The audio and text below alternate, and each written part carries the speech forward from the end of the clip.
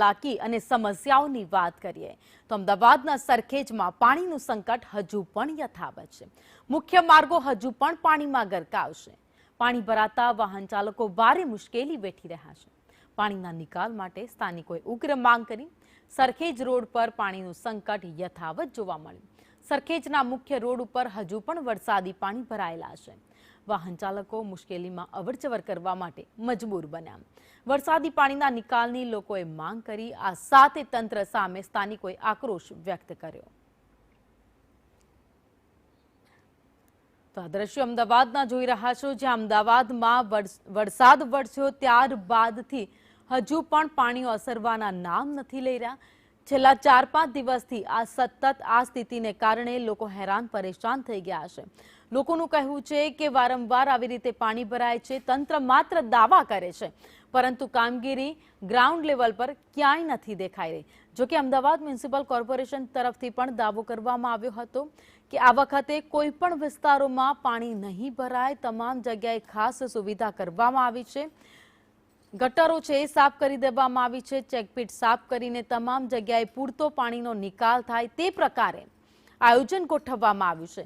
પરંતુ આ માત્ર પોકળ દાવા એ અત્યારે અમદાવાદના રસ્તાઓ પર દેખાઈ રહ્યા છે, ખાસ કરીને અમદાવાદનો બોપલ વિસ્તાર। અમદાવાદ શહેરમાં વરસાદ બાદ કલાકો નહીં પરંતુ દિવસો વીતે તેમ છતાં વરસાદી પાણીનો નિકાલ છે તે થતો નથી અને આખરે લોકો હેરાન પરેશાન થતા નજરે પડે છે।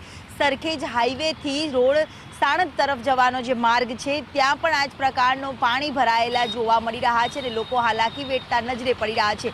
ચારેકોર ઘૂંટણ સુધીના વરસાદી પાણીમાં લોકો પરેશાન થઈ રહ્યા છે। એક તરફ બિસ્માર્ટ રોડ રસ્તાની હાલત ખરાબ હોય છે, ત્યારે બીજી તરફ આ જ પ્રકારે વરસાદી પાણીનો નિકાલ નથી થતો। તેને લઈને અનેક વાહન ચાલકોએ હાલાકીનો સામનો કરવાનો વારો આવે છે। જ્યારે વરસાદને લઈને પાણી નથી ઉતરતા તેના કારણે લોકોએ પણ હાલાકી વેઠતા નજરે પડે છે।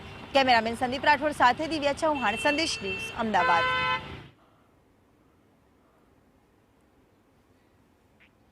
તો અમદાવાદના સરખેજ બોપલ વિસ્તારના દ્રશ્યો આપ જોઈ રહ્યા છો, જ્યાં અત્યારે વરસાદ બંધ થયા બાદ પણ વરસાદી પાણી નથી ઓસર્યા, જેના કારણે લોકો, વાહન ચાલકો સૌથી વધારે મુશ્કેલીનો સામનો કરી રહ્યા છે। કારણ કે એક તરફ અમદાવાદના અનેક રસ્તા એવા છે જ્યાં અત્યારે રસ્તાઓનું કામકાજ ચાલી રહ્યું છે, બ્રિજ બની રહ્યા છે, ખોદકામ કરેલું છે।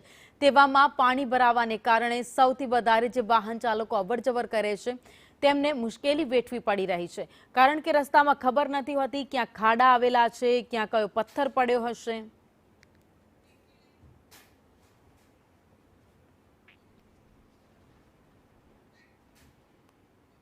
તો સુરત